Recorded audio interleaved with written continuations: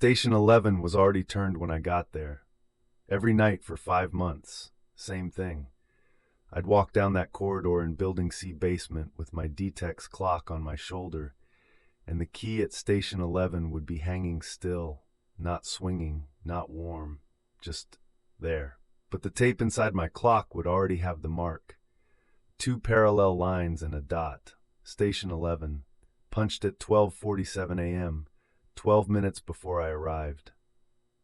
I need to explain how a Detex works, because if you don't understand the machine, none of this is going to make sense.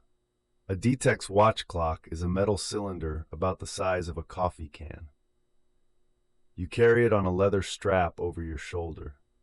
At each checkpoint on your patrol route, there's a small metal box bolted to the wall. Inside that box is a key on a chain. The chain is short, maybe 8 inches, so the key can't be removed. You take the key, insert it into a slot on the Detex clock, and turn it. That punches a unique impression on a paper tape inside the cylinder. Every station has a different key, and every key makes a different mark. The tape rolls forward after each punch, and the clock mechanism stamps the time next to it. At the end of your shift, you pull the tape and file it. Your supervisor, or in my case nobody because nobody checks, can look at the tape and see exactly which stations you hit and when. Station 11 makes 2 parallel lines with a dot between them, like an equals sign with a period in the middle. And every single night, that mark shows up on my tape at 12:47 a.m. Then again at 12:59, when I actually turn it myself. My name is Gene Shiflett. I'm 62 years old, and I do overnight security at the Ridgeview Veterans Medical Center outside Roanoke. The facility was decommissioned in 2021 when they opened the new VA hospital across town. 4 brick buildings arranged in an H shape, A, B, C, and D, connected by underground service tunnels they built in '52 so they could move patients without taking them out in the rain. The property management company keeps 1 night guard because the insurance requires it. That's me. 12 hours, 6 nights a week. No partner, no relief. Just me, the Detex, and the buildings. I took the job because it's quiet. I spent 38 years as a brakeman for Norfolk Southern, riding between Roanoke and Bluefield. If you've never stood between 2 coupling boxcars, you can't imagine the noise. Metal on metal, the squeal of brake shoes, the bang when the couplers lock. I lost 3 toes on my left foot in the Christiansburg yard when a coupling went bad in 2019. The car lurched and the coupler caught my boot. I took early disability. Now I can't stand noise. Not the television, not the dryer, not my neighbor's leaf blower. The VA complex is perfect. Nothing makes a sound out here except the building itself. The pipes tick when the temperature drops. The service tunnel doors creak when the wind shifts. The vending machine in the Building A lobby hums at a frequency I can feel in my back teeth. My patrol route takes 47 minutes. 13 stations, starting at the guard desk in Building A. I designed my route my first week. You take the most efficient path through the buildings and hit the stations in numerical order. Station 1 is the main lobby, Building A. Station 6 is the second floor nursing ward, Building B. Station 9 is the service tunnel junction. Station 11 is Building C basement. Station 13 is the loading dock behind Building D, and then you loop back to the guard desk. I hit them in the same order every night. Same pace, same limp. The first time I noticed the double strike was 3 weeks into the job. I was pulling my tape at the end of shift, rolling it out on the guard desk under the fluorescent light, and there it was. 2 Station 11 marks. 12:47 and 12:59. I stared at it for a while, figured the clock was sticking. These are old machines. The company never upgraded them because this contract doesn't generate enough revenue for anyone to care about quality assurance. I brought a can of WD-40 the next night. Cleaned the punch mechanism, oiled the tape advance, replaced the roll. Hit all 13 stations. Next morning I pulled the tape. 12:47. Station 11. 2 parallel lines dot between them. 12:59. Station 11 again. My turn. Slightly wobbly. My limp shifts my balance when I reach for the key. I told myself it was mechanical. I'm a railroad man. I believe in equipment failure, bad wiring, and metal fatigue. Ghosts don't punch time clocks. So I tested it. For a week, I changed my arrival time at Station 11. If the clock was malfunctioning, it would double punch regardless. Monday, I hit Station 11 at 12:55. Double strike, 12:47 and 12:55. Tuesday, I hit it at 1:10. Double strike, 12:47 and 1:10. Wednesday, I got there early, 12:44, 3 minutes before the phantom strike. I stood in that basement corridor, turned the key, and went on my way. Next morning, I pulled the tape. 1 mark, 12:44, no 12:47. I felt the relief settle into my shoulders like warm water. Mechanical fault, some kind of delay in the punch mechanism. I'd just been arriving after the delayed strike, making it look like 2 turns. Problem solved. Thursday, I went back to my regular schedule. Hit Station 11 at 12:59. 2 marks, 12:47 and 12:59. I sat at the guard desk for a long time after that, looking at the tape under the fluorescent light. The 12:47 mark was clean, perfectly centered, sharp impression, even pressure. My 12:59 marks were always a little off-center because I favor my right side when I stand. The phantom strike had no wobble, no lean, no shift in weight at all. Like whoever turned that key was standing perfectly still, not even breathing. I tested it for 2 more weeks. The pattern never broke.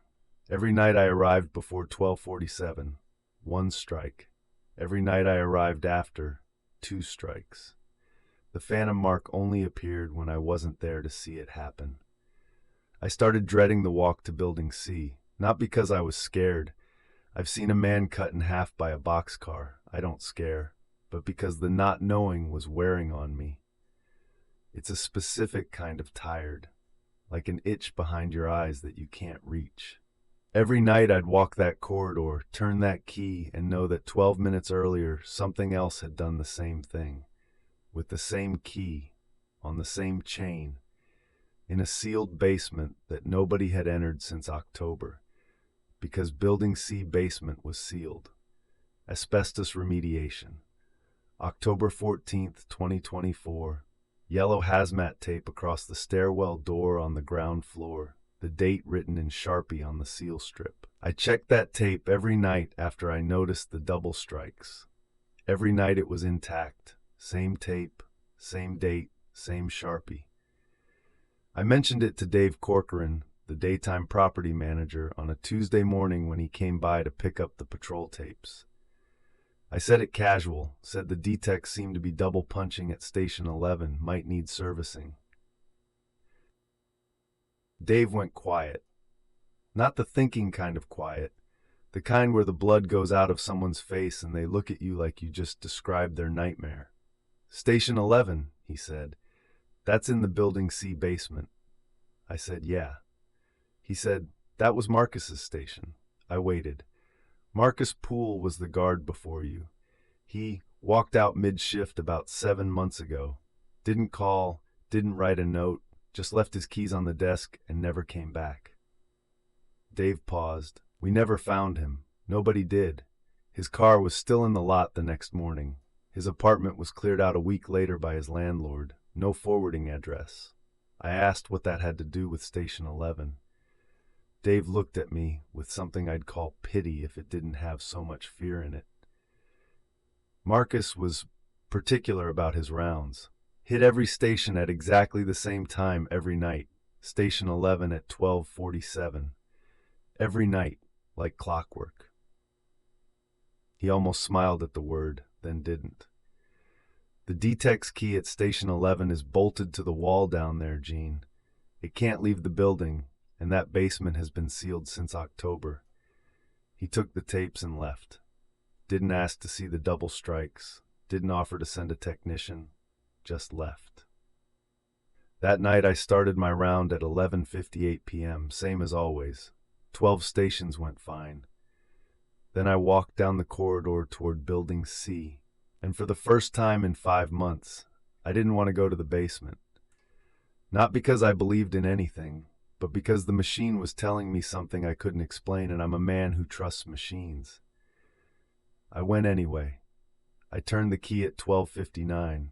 I pulled the tape the next morning. 12:47. 2 parallel lines. Dot between them. Clean. Steady. Marcus was still making his rounds. The next night, I brought a flashlight. Not the security issue pen light, a proper mag light, the kind that weighs enough to be a weapon. I also brought a magnifying glass I found in the guard desk drawer. Used to belong to whoever sat here before Marcus, probably. The lens was dusty, the handle cracked. Good enough. I did my round, hit all 12 clean stations without thinking about them. Then I stood at the guard desk and pulled the tape. 2 marks at station 11, 12:47 and 12:59. I held the magnifying glass over the 12:47 strike. 2 parallel lines, clean dot between them, perfectly centered. The impression was deep. Whoever turned that key applied steady, even pressure through the full rotation. No hesitation, no jitter. I moved the glass to my own 12:59 mark, slightly off center. The left line was a hair thicker than the right. That's my weight shifting to my good foot. The dot was smudged because my hand trembles when I grip hard. 38 years of boxcar vibration will do that to your tendons. The phantom strike had no wobble at all, no weight shift, no tremor. The impression looked like it was made by a machine, except no machine turns a Detex key. The whole point of the system is that a human has to walk there and turn it by hand.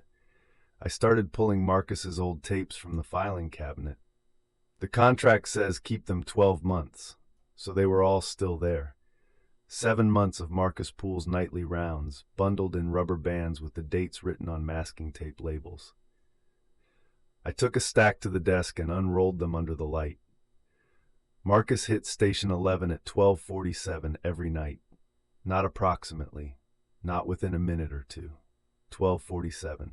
The timestamp on every tape, for every shift he worked, said 12:47. And the impression, I put the magnifying glass on it and my hands went cold. It was identical, not similar. Identical. Same pressure, same depth, same angle of the key entry, same perfectly centered dot. I laid Marcus's old tape next to last night's phantom strike. I could not tell them apart. Not with the glass, not by feel, not by holding them both up to the light. If you'd told me they were cut from the same tape, I'd have believed you. I sat there for a while, just looking at those 2 marks side by side. Marcus made his mark in June 2024. The phantom made its mark last night, 7 months apart, and they were the same hand. Then I did something that made it worse. I mapped Marcus's entire route. The Detex tape records every station strike with a timestamp, so you can read a tape like a schedule. Station 1 at 11:58, Station 2 at 12:04, Station 3 at 12:09, and so on. I unrolled a week of Marcus's tapes and wrote down every timestamp for every station. Then I did the same for my own tapes. The routes were identical, not just the station order, the timing. Marcus hit Station 1 at 11:58. I hit Station 1 at 11:58. Marcus hit Station 6 at 12:31. I hit Station 6 at 12:31. Station 9 at 12:40, both of us. Station 11 at 12:47, Marcus. Station 11 at 12:59, me. 12 minutes behind, because I walk slower. The limp. Marcus's stride was normal. 12 minutes is the difference between a healthy man's pace and mine across the service tunnel and down the Building C stairwell. But here's what stopped me cold. I didn't design my route based on Marcus's. I'd never seen his tapes before that night. I built my route my first week on the job, took the most efficient walking path through the buildings, and hit the stations in numerical order. Any guard would walk it the same way. There's only one logical route through an H-shaped building with 13 checkpoints, which meant the phantom strike at 12:47 wasn't Marcus repeating his old route. It was something doing what any guard would do at this facility, walking the only logical patrol path, but doing it 12 minutes ahead of me, at Marcus's pace, with Marcus's hand. I started going to Building C basement differently. Not on my regular route. I'd finish my round, come back to the guard desk, then walk back to Building C alone. Off the clock. No Detex. Just the mag light. The stairwell door on the ground floor had the yellow hazmat tape across it. Same strips, same Sharpie date, 10/14/24. I checked the seal every night, ran my fingers along the adhesive edge, intact, every time. Nobody had cut it. Nobody had peeled it back and pressed it down again. I know what resealed tape looks like. I worked in railroad safety inspection for 8 years before I went back to braking. This tape had not been disturbed. One night I pressed my ear against the door. The stairwell on the other side was concrete and narrow. Any sound would carry. I held my breath and listened. My hearing is shot in my right ear from the rail noise, but my left is still decent. I stood there for 4 minutes by my watch. Nothing. Not a footstep, not a breath, not the click of a key in a Detex box. Just the low moan of air moving through old ductwork somewhere deep in the building's lungs. I checked my tape the next morning. Double strike. 12:47 and 12:59. Whatever turned that key at 12:47 did it in silence, behind a sealed door, in a basement with asbestos in the ceiling tiles, and left no sound for me to hear from 8 feet away through 1 inch of steel. I'm not a superstitious man. I want you to understand that. I've never been inside a church that wasn't for a funeral. I don't read my horoscope. When my aunt told me her house in Covington was haunted, I told her to call an electrician. But I'm also a man who trusts machines, and the machine was telling me something that I couldn't argue with. The Detex doesn't lie. The Detex doesn't guess. It records what happens. A key goes in, it turns, and the tape gets punched. That's all it does. And the tape said someone was turning station 11 12 minutes before I got there. I went back to the filing cabinet. I wanted to see Marcus's last tape, the one from the night he walked out. I found it in the back of the drawer, still in its rubber band. The masking tape label said 9/12/24, pool, his last shift. I unrolled it on the desk. 11 stations. Normal times, normal impressions. Station 1 through Station 10. All clean. Then the tape ended. Station 11 was blank. Stations 12 and 13 were blank. Marcus hit 10 stations on his last night and then stopped. The tape advanced, but nothing punched after Station 10, as if Marcus walked into the service tunnel toward Building C and never reached the basement.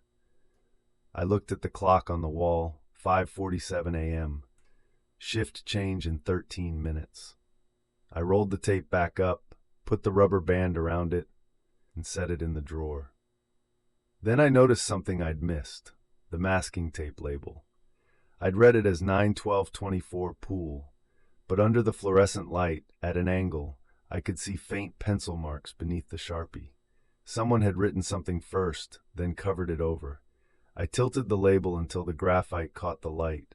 It said, "Still here." 2 words in small, careful pencil underneath the black Sharpie. Not Marcus's handwriting. I'd seen Marcus's handwriting on the sign-in logs. His letters leaned right. These were straight, precise, like someone who'd learned to write by watching but had never held a pencil with living fingers. I put the tape back in the drawer and closed it. I did not open that drawer again, but I couldn't stop looking at my own tapes. Every morning, 1247 Station 11, two parallel lines dot between them. Clean, steady, patient. Whatever it wasn't in a hurry. It had been doing this for 7 months. It would do it for 7 more. It was walking the route, hitting the stations, making its marks, doing the job. The only difference between me and it was that I was still alive, and I didn't know what it was. I still don't. But I know what it was doing. It was finishing Marcus's last round. It took me another 2 weeks to decide. 2 weeks of double strikes.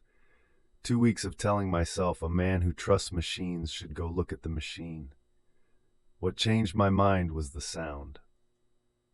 Thursday night, April 10th, around 12:40 a.m., I was in the service tunnel between buildings B and C. Low ceiling, fluorescent tubes every 20 feet, half burned out. It's the one part of the route where I can hear everything. My boot, my dragging foot, my breathing, the Detex tapping against my hip. Every sound is mine. That night there was one that wasn't. A key turning in a lock, below me. The faint sound of metal sliding into metal and rotating. I knew that sound the way you know your own cough. It was coming from underneath the tunnel floor. I stopped walking, held my breath, listened. Click, a pause. Then the soft rattle of a key dropping back on its chain.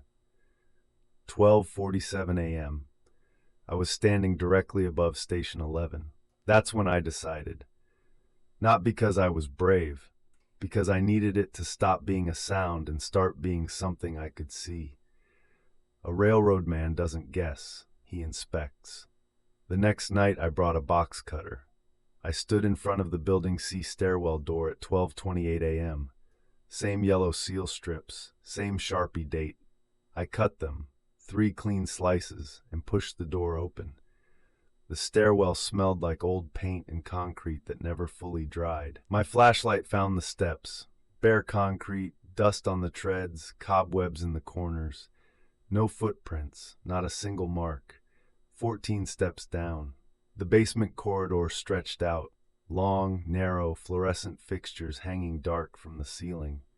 My flashlight was the only light. Pipes sweating condensation overhead. Water dripping somewhere I couldn't see. Station 11's metal box was at the far end. I walked toward it slowly, sweeping the flashlight across the walls. Nothing. No marks, no disturbance. I reached Station 11 at 12:38.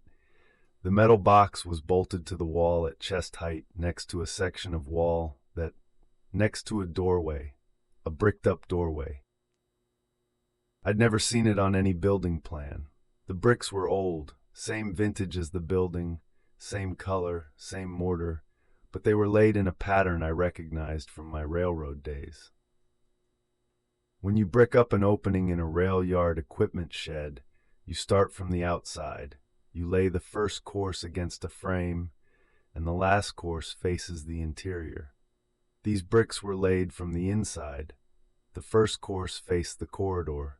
The last course, the finishing course, faced whatever was on the other side. Someone had stood inside that space and bricked themselves in. I didn't touch the wall. I turned to Station 11. The Detex box was closed. The key hung on its chain, still, not moving. I positioned my phone on the floor, leaned it against the wall, angled it so the camera could see both the key and the bricked-up doorway. Hit record. Then I stood back and waited. 12:41, 12:43, 12:45. My flashlight started to flicker. Not the batteries, I'd put fresh ones in. The bulb just dimmed, came back, dimmed, like something was pulling the current. 12:46. The dripping sound stopped. The corridor went absolutely silent. Not quiet, silent. The kind of silence that has weight. The key moved. It didn't swing. It didn't jerk. It lifted, slowly, deliberately, the way a hand that had done this 10,000 times would do it. The chain went taut. The key rose from its hanging position, oriented itself toward my Detex clock on my shoulder, and reached. The chain stretched. The key crossed the 8 inches between the wall box and the Detex slot on my clock and slid in. I felt the cylinder vibrate against my ribs as the key turned inside it. One smooth rotation. The tape punched. The key withdrew and dropped back on its chain. I looked down at the Detex. The tape window showed the fresh impression. Station 11, 1247, 2 parallel lines, dot between them, clean, steady, no tremor. I stood there. I didn't run. You don't run from something that isn't trying to hurt you. It was doing a job, punching a clock, making its round. Marcus, I said it out loud. My voice sounded small. Nothing. The key hung still. I turned my flashlight to the bricked-up doorway. I looked at the mortar joints. No dust on the floor in front of it. No chips. No crumbling. The bricks were clean. Too clean for a wall that had been here since 1952. I got closer, put my hand flat against the surface. It was warm. Not hot. Body temperature warm. Like pressing your palm against someone's back while they sleep. I pulled my hand away fast. I picked up my phone, went upstairs, and sat at the guard desk. At 1:15 a.m. I called Dave Corcoran, woke him up. I said I was reporting a structural anomaly in Building C basement. There's a bricked-up doorway next to Station 11, I said. It's not on any floor plan I've seen. The bricks are laid from the inside. Dave was quiet for a long time. I could hear him breathing through the phone. Then he said very carefully, "Gene, there's no doorway next to Station 11. I've been in that basement. There's no doorway, no bricked-up section, nothing. It's a flat cinder block wall." I didn't argue. I hung up. I sat at the guard desk and pulled my Detex tape. Station 11, 1247, clean. And below it, there was a 13th mark. A station I'd never seen before. Station 13. Except there is no Station 13. My route has 12 stations. The Detex clock is coded for 12. But the tape showed a 13th impression, a mark I didn't recognize. A single vertical line with 2 dots, like an exclamation point with an extra period. Timestamp 12:48, 1 minute after the phantom turn. As if something had walked through that bricked-up doorway and punched a clock that doesn't exist. I finished my shift at 6 a.m. I turned in my tape. I drove home. The next morning, Dave called me. His voice was strange, too even, too controlled. He said he'd gone to Building C to check on my report. The hazmat seal tape on the stairwell door was intact. Same strips, same Sharpie date, 10/14/24. He asked if I was sure I'd gone down there. I said I cut the tape. I went down the stairs. I stood in front of Station 11.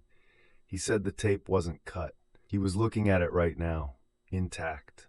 I hung up. I went to my truck and got my phone. I opened the video app. The recording was there. 18 minutes, 42 seconds. I tapped it. File size 0 bytes. The thumbnail was black. The metadata said the file existed, had a duration, had a timestamp, but there was nothing in it, like a tape that